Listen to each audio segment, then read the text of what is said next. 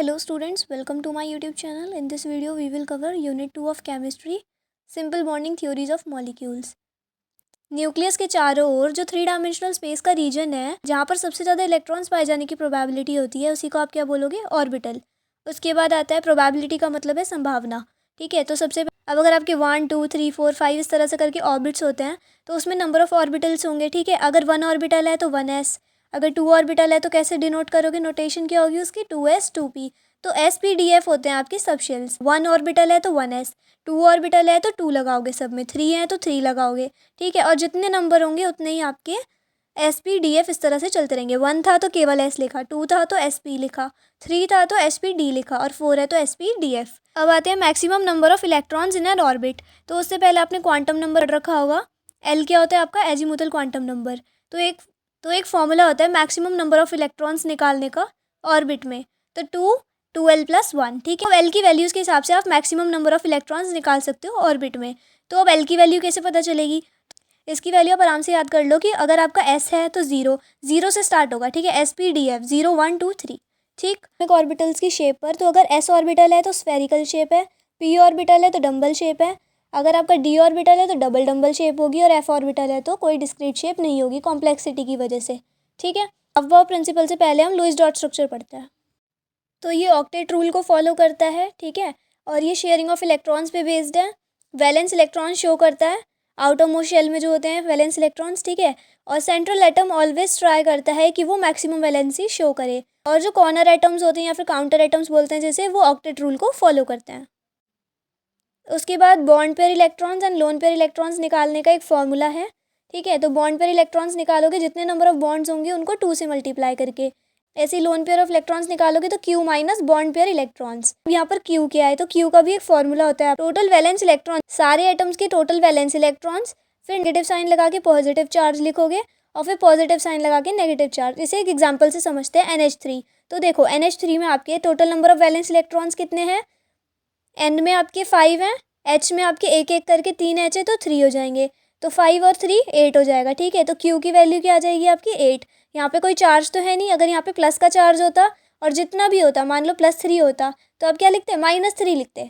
ठीक है, अगर पॉजिटिव चार्ज होगा तो नेगेटिव साइन लगेगा, अगर नेगेटिव चार्ज होगा तो पॉजिटिव साइन लगेगा। उसके बाद आपके लोन पेयर इलेक्ट्रॉन्स के बारे में बता रखा है कि अगर ऑक्टेट कंप्लीट हो गया तो डबल बॉन्ड और ट्रिपल बॉन्ड लगता है। उसके बाद मैंने ये चीज़ लिख रखी है, पॉजिटिव चार्ज आपके सेंट्रल एटम पे होता है और नेगेटिव चार्ज आपके कॉर्नर एटम पे होता है।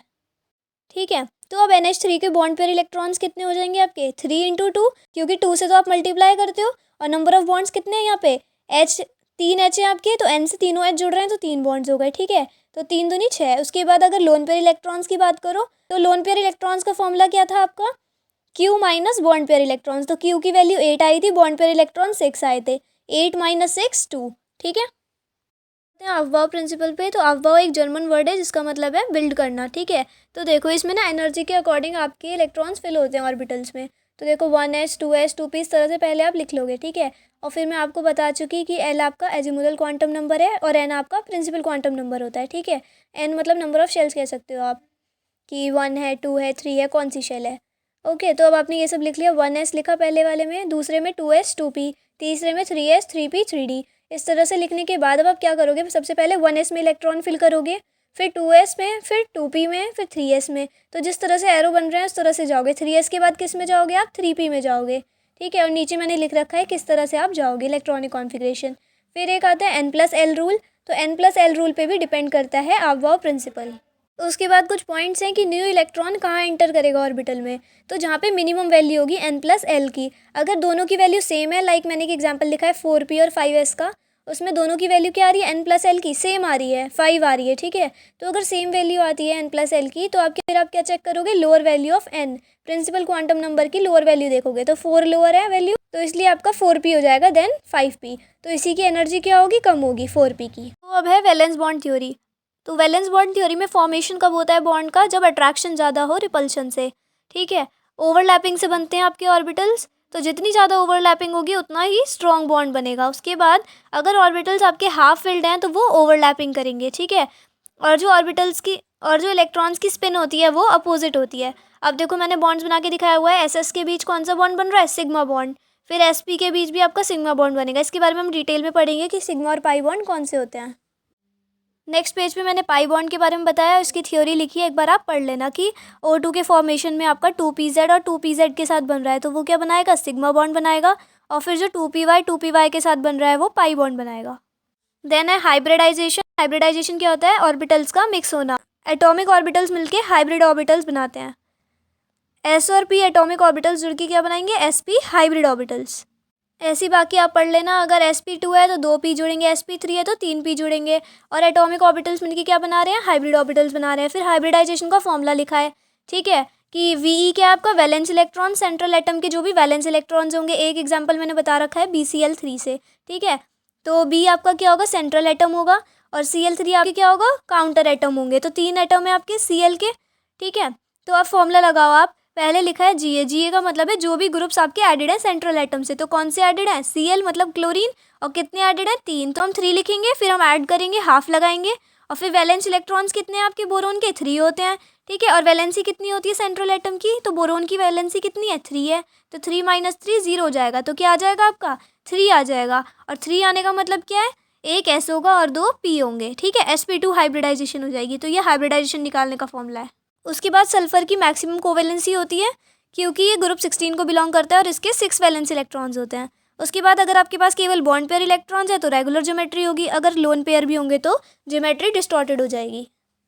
ओवरलैपिंग आपकी 50% से कम होनी चाहिए, और एक्सोथर्मिक प्रोसेस है ओवरलैपिंग करना, इसलिए एनर्जी रिलीज होगी। वीबीटी किस बात की इन्फॉर्मेशन देता है, आपको डायरेक्शनल प्रॉपर्टी बताता है कोवेलेंट बॉन्ड की। अब आते हैं आपके सिग्मा और पाई बॉन्ड। तो सिग्मा बॉन्ड कब बनता है, जब आपका एंड टू एंड ओवरलैपिंग हो, हेड टू हेड ओवरलैपिंग, ठीक है। और पाई बॉन्ड कब बनता है, तो पाई बॉन्ड आपका साइड वाइज ओवरलैपिंग से बनता है। सिग्मा बॉन्ड आपका अलोंग द इंटरन्यूक्लियर एक्सिस होता है, मैंने बना के दिखाया हुआ है। SS SP इन सब में आपका सिग्मा बॉन्ड बनता है, और पहला बॉन्ड जो भी बनता है वो सिग्मा होता है। उसके बाद जो दूसरे बॉन्ड्स बनते हैं वो पाई होते हैं, ठीक है। तो PX PX PY के बीच आपका पाई बॉन्ड होगा, पहला सिग्मा दूसरे पाई होते हैं। सिग्मा बॉन्ड आपका स्ट्रॉन्गर होता है पाई बॉन्ड से, क्योंकि वहाँ पे ओवरलैपिंग ज़्यादा होती है पाई बॉन्ड से। जितनी ज़्यादा ओवरलैपिंग होगी उतना ज़्यादा वो उससे मजबूत रहेगा। फिर उसके बाद कुछ चीज़ें हैं जो आपकी वीबीटी नहीं एक्सप्लेन कर पाई, जैसे कि पैरामैग्नेटिक बिहेवियर ऑफ O2 का पैरामैग्नेटिक बिहेवियर वीबीटी नहीं बता पाई, उसको फिर किसने बताया, MOT ने बताया। इस बारे में आपके म्यूलेकन और हंड ने बताया, ठीक है। MOT किसने दी, आपकी म्यूलेकन और हंड ने। तो इसके बारे में हम पढ़ेंगे डिटेल में, उससे पहले मैं आपको बता देती हूँ यूनी इलेक्ट्रॉन बॉन्ड भी एक्सप्लेन नहीं किया वीबीटी ने। तो जो चीज़ वीबीटी ने एक्सप्लेन नहीं की वो किसने दी है आपकी एक्सप्लेनेशन, मॉलिक्यूलर ऑर्बिटल थ्योरी ने, ठीक है, म्यूलेकन और हंड ने। उसके बाद है कॉम्बिनेशन। तो कॉम्बिनेशन के पॉइंट्स क्या लिखे हैं कि अगर आपके मॉलिक्यूलर ऑर्बिटल को फॉर्म करना है तो आपके एटॉमिक ऑर्बिटल से मिलके बनेंगे वो। उसके लिए कुछ कंडीशंस होती हैं, जैसे कि एनर्जी सेम होनी चाहिए एटॉमिक ऑर्बिटल्स की, ठीक है। सिमेट्री होनी चाहिए, जैसे कि 2px के साथ ही बनाएगा, 2pz के साथ नहीं करेगा, ठीक है। उसके बाद ओवरलैपिंग आपकी मैक्सिमम एक्सटेंट तक होनी चाहिए, तभी आपका बॉन्ड स्ट्रॉन्ग होगा, लेकिन 50% से कम होनी चाहिए। उसके बाद बॉन्ड ऑर्डर निकालने का फॉर्मूला है आपका half into number of bonding electrons minus number of anti bonding electrons.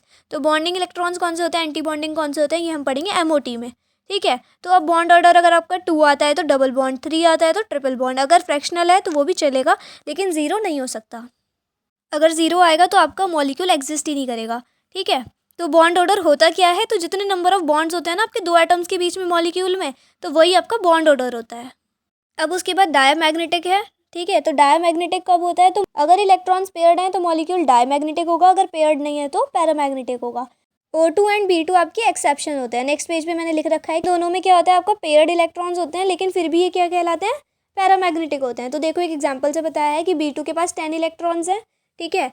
तो अब 10 इलेक्ट्रॉन्स हैं, उससे पहले आपको क्या समझना पड़ेगा, इलेक्ट्रॉनिक कॉन्फ़िगरेशन समझना होगा MOT का, ठीक है। तो देखो जब आपका एटॉमिक नंबर 7 से ज़्यादा या 7 से कम हो तो उस हिसाब से आपकी इलेक्ट्रॉनिक कॉन्फ़िगरेशन है। अगर कम होगा और इक्वल होगा, हाइड्रोजन हीलियम लिथियम इन सब का क्या होगा आपका, ये 7 से कम एटॉमिक नंबर वाले हैं, 7 से कम एटॉमिक नंबर वाले हैं तो इनका क्या होगा, लिख रखा है मैंने, ठीक है।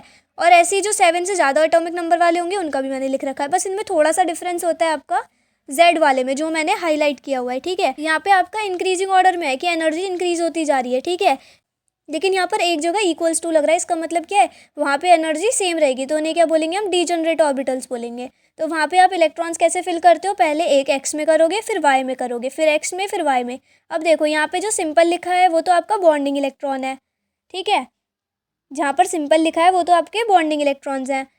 और लेकिन जहाँ पे स्टार लग रहा है, लाइक लिखा है sigma star 1s2, sigma star 2s2, तो ये कौन से होंगे? एंटी बॉन्डिंग होंगे। जहाँ पे स्टार नहीं लग रहा वो बॉन्डिंग, और जहाँ पे लग रहा है वो एंटी बॉन्डिंग। देखो B2 के लिए करना है तो यहाँ पे 10 इलेक्ट्रॉन्स हैं, तो आप 1s2, 1s2, 2s2, 2s2 और 2px 2py तक लिखोगे। ठीक है, अब देखो पहले आप S वाले के लिए तो सिग्मा लगाओगे, ठीक है, और जब P आ जाएगा तो आप पाई यूज़ करोगे।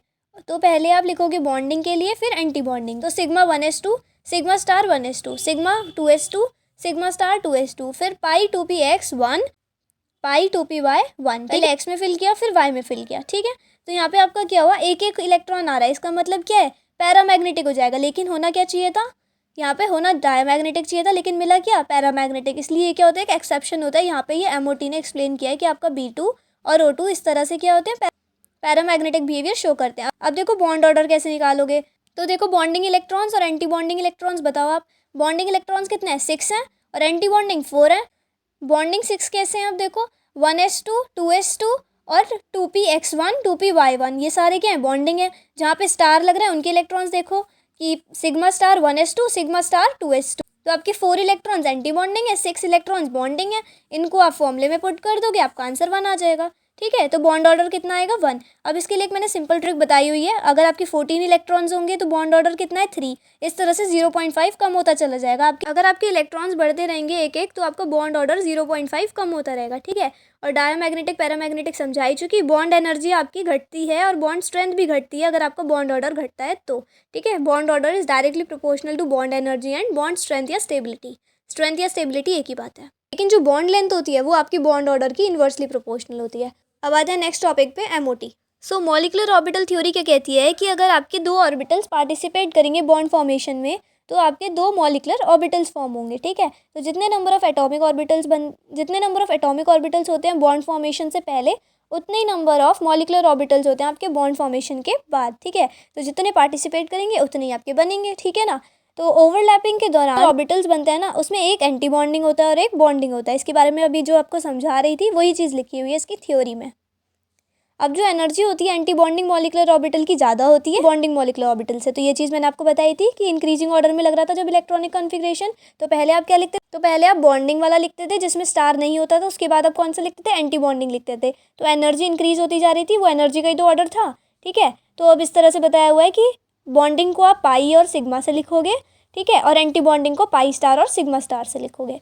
उसके बाद ये कुछ पॉइंट्स हैं, पढ़ लेना एक बार। ठीक है, जैसे कि आपका एटॉमिक ऑर्बिटल मोनोसेंट्रिक है और मॉलिक्यूलर ऑर्बिटल पॉलीसेंट्रिक। अब ऐसा क्यों है? तो ये रीज़न लिखा हुआ है कि जो आपके इलेक्ट्रॉन्स होते हैं एटॉमिक ऑर्बिटल में वो आपके एक ही न्यूक्लियस से इन्फ्लुएंस्ड होते हैं, मतलब प्रभावित होते हैं। लेकिन जो आपके इलेक्ट्रॉन्स होते हैं मॉलिक्यूलर ऑर्बिटल के, वो बहुत सारे न्यूक्लियस से इन्फ्लुएंस्ड होते हैं। ठीक है, तो इसलिए डिपेंड करते हैं कि कितने नंबर ऑफ एटम्स हैं आपके मॉलिक्यूल में। इसीलिए बोला एटॉमिक ऑर्बिटल क्या है? मोनोसेंट्रिक है, एंड मॉलिक्यूलर ऑर्बिटल क्या है? पॉलीसेंट्रिक, मतलब बहुत सारे सेंटर्स हैं उसके।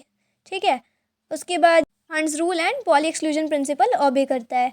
उसके बाद अब आते हैं नेक्स्ट टॉपिक पे, VSEPR, valence shell electron pair repulsion theory. ठीक है, तो ये किसके बारे में इंफॉर्मेशन देती है? बताती है shape of covalent molecule, covalent molecule की शेप के बारे में बताती है। ठीक है, तो ये किसने दी थी? सिडविक एंड पोवेल ने दी थी।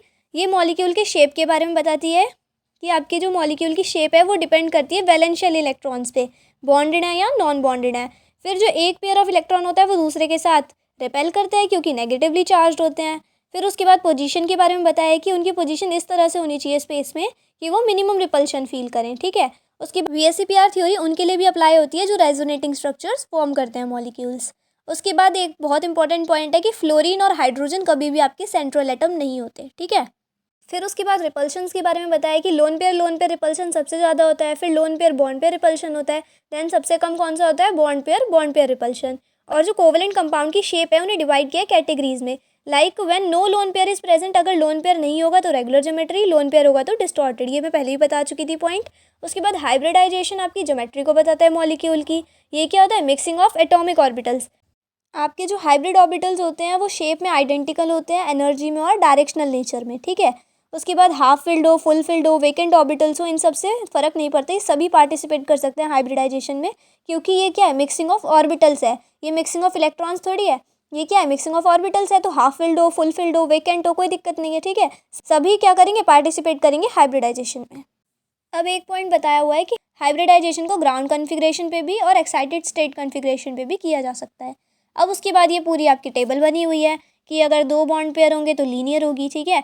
अगर एक बॉन्ड पेयर और एक लोन पेयर आ जाए तब भी लीनियर ही रहेगी। और हाइब्रिडाइजेशन कितनी रहेगी, sp, क्योंकि एटॉमिक नंबर कितना है, 2 है, ठीक है। तो उस हिसाब से आपकी हाइब्रिडाइजेशन तो एटॉमिक नंबर के हिसाब से भी देख सकते हो आप, ठीक है। अगर 2 है तो sp3 है, 3 है तो sp2, 4 है तो sp3, ठीक है। और अगर 5 है तो sp3d, इस तरह से आप कर सकते हो। अगर लोन पेयर आएंगे तो आपकी शेप चेंज हो सकती है। अब लाइक देखो, अगर आपका बॉन्ड पेयर एक है और लोन पेयर एक है तो लीनियर है, ठीक है। अगर 3 बॉन्ड पेयर हैं, 0 लोन पेयर, तो ट्राइगोनल प्लेनर है। लेकिन अगर आपके 2 बॉन्ड पेयर हो और एक लोन पेयर हो, फिर क्या करोगे, तो आपकी बैंड शेप हो जाएगी, क्योंकि ऊपर एक लोन पेयर आ जाएगा, ठीक है। तो कैसा बन रहा है, झुका हुआ बन रहा है, तो बैंड शेप बोल लो, वी शेप बोल लो, ठीक है, या फिर एंगुलर शेप बोल लो। उसके बाद देखो फिर से कि आपका बॉन्ड पेयर तो एक ही है, लेकिन लोन पेयर कितने आ रहे हैं, 2 आ रहे हैं। तो फिर ये लीनियर हो जाएगी, क्योंकि लोन पेयर वाले आप काउंट नहीं करते। लोन पेयर वाले मत देखो, फिर कैसी ज्योमेट्री बन रही है, सीधी बन रही है, तो लीनियर हो जाएगी। ऐसे ही 4 के लिए तो पता ही है टेट्राहेड्रल बन रही है, लेकिन अगर एक लोन पेयर आ जाए तो ये पिरामिडल बन जाएगी, ठीक है। लोन पेयर वालों को हटा के शेप देखा करो किस टाइप से बन रही है, तो पिरामिड बन रहा है तो इसलिए पिरामिडल हो जाएगी। फिर अगर 2 लोन पेयर 2 बॉन्ड पेयर आ जाए तो बैंट हो जाएगी, क्योंकि ऊपर भी हट जाएगा। अब क्या बन रहा है, वी शेप बन रहा है, ठीक है।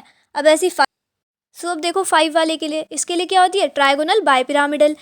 फिर आप क्या करो, एक लोन पेयर बना दो, तो ये क्या बन जाएगी, सी सॉ शेप बन जाएगी। झूला सा बन रहा है ना ये, तो ये टी शेप बन रही है। अगर 2 लोन पेयर आ जाए, एक इधर एक इधर, तो 2 ये कैंसिल हो जाएगा, तो ये क्या बन जाएगा, लोन पेयर वालों को छुपा लिया करो, फिर आप शेप देखो क्या बन रही है, ठीक है। तो देखो टी बन रहा है तो टी शेप हो जाएगी। तो उसके बाद नेक्स्ट देखो लीनियर बन जाएगी अगर 3 लोन पेयर आ जाएं। और अगर 6 बॉन्ड पेयर हो, अगर लोन पेयर ना हो, तो फिर आपका ऑक्टाहेड्रल रहेगा। लेकिन अगर आप लोन पेयर ऐड करना शुरू करोगे तो आपका एक लोन पेयर आएगा तो स्क्वायर पिरामिडल, 2 लोन पेयर लगाओगे तो देखो फिर से ये क्या बन जाएगी, स्क्वायर प्लेनर बन जाएगी। ऊपर के दोनों हट जाएंगे, ठीक है, तो क्या बन जाएगी, स्क्वायर प्लेनर बन जाएगी। तो ये मैंने लिख रखा है, रेड पेन से आपने स्क्वायर बना रखा है और ब्लू पेन से पिरामिड बना रखा है, इसलिए क्या थी, स्क्वायर पिरामिडल थी और नीचे वाली स्क्वायर प्लेनर है। सो मिलते हैं नेक्स्ट वीडियो में न्यू कंसेप्ट के साथ। पसंद आए तो चैनल को सब्सक्राइब कर लीजिएगा। Bye guys.